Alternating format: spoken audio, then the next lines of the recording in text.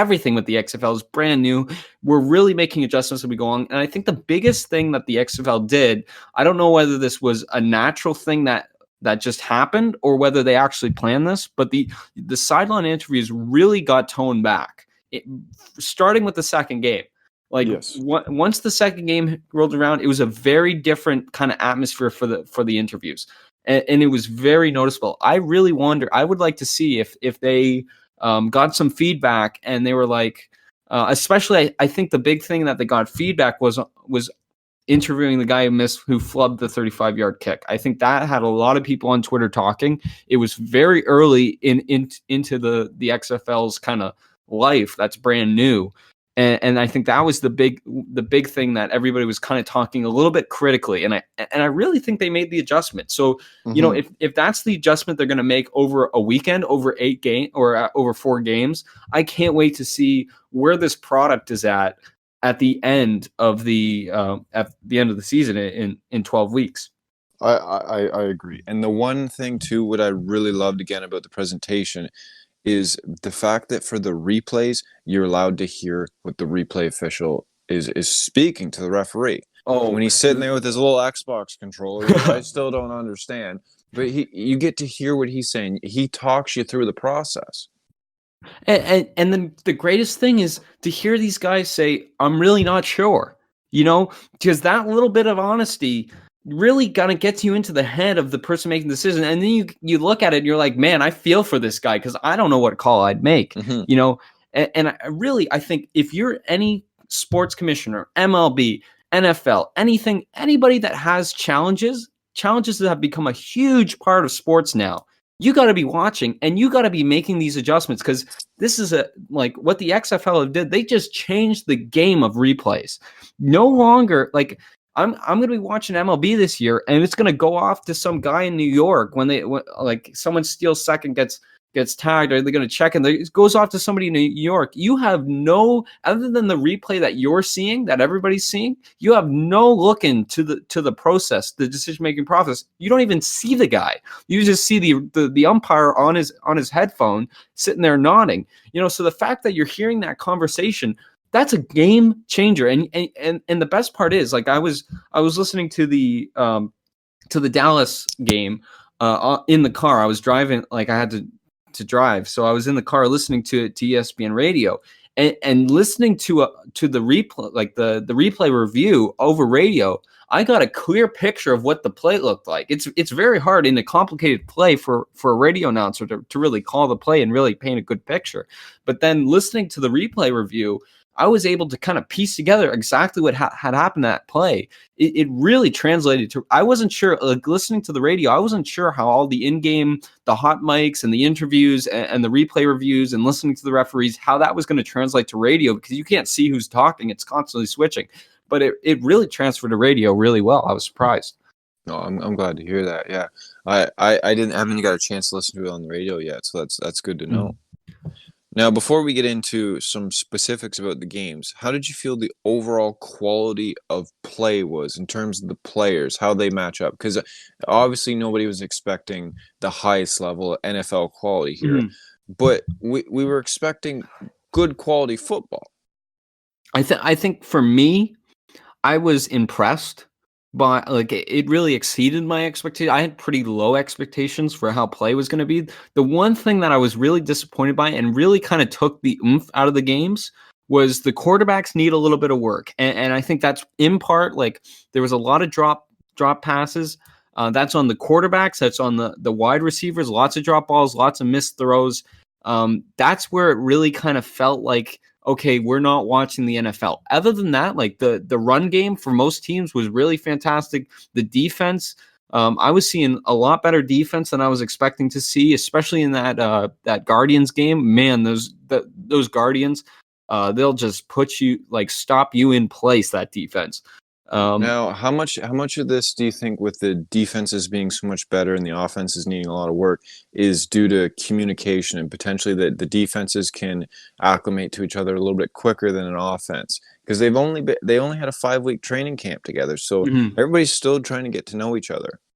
Yeah, I think the offense is going to, like, the defense is one of those things you can kind of hit the ground running. offense is one of those things, like, you really gotta get that time in, you gotta have that experience. I mean, a lot of these quarterbacks, like, they were in college maybe 3 years ago, but they haven't been in a big game like this for a long time, and I think there was a lot of nerves too, that we could see with some of the quarterbacks, and just some silly throws, some really silly, stupid throws, coming from a lot of these guys, and I think you can kind of boil that down to communication problems. Just it's all brand new, like you said. They've only been practicing together for 5 weeks, which is an incredibly short amount of time if you're getting into a professional season. And two, like, I just think offense, yeah, you're right. It's just going to take a little bit of time just to get those plays down. I mean, really, you have 25 seconds too to get the play ready. We're using codified language, and I think that, like, there's a lot of communication errors between coaches and teams, especially in offense. I think it's a little bit easier to get your defense to kind of get together on a play. Offense, there was just a lot of just, I think I would call it awkwardness. There was just a lot of awkwardness. I agree.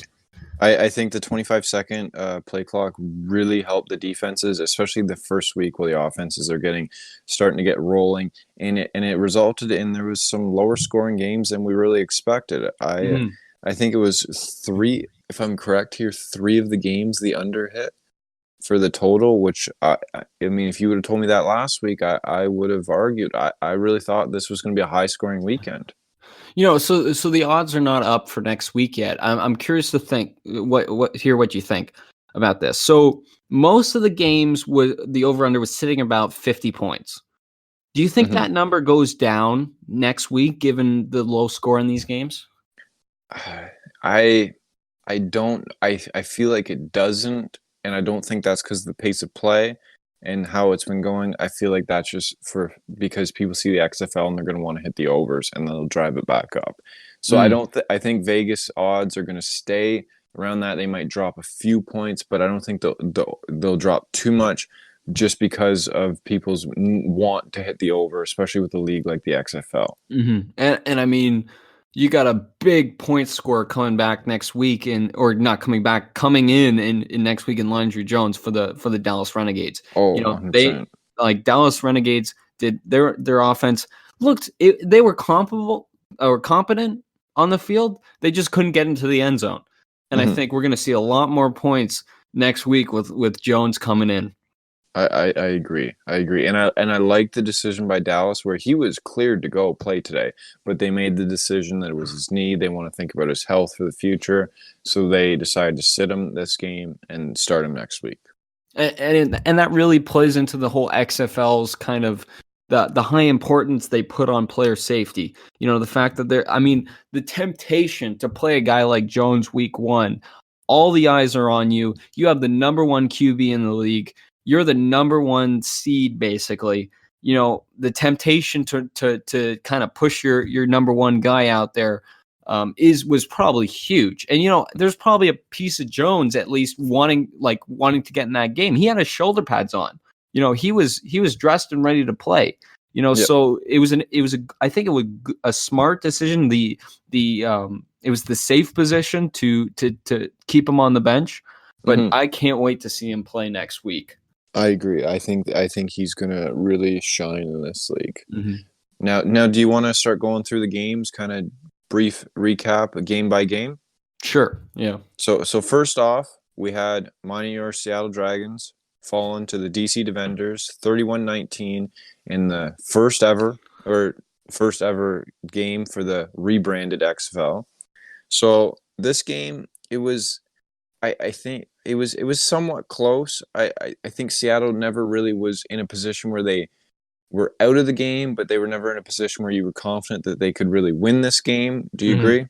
Yeah, I think I think the key word is just hanging on for dear life. They were in it at the start, which was exciting, but Silvers had he didn't look awful, but he didn't look great either. He didn't look great either.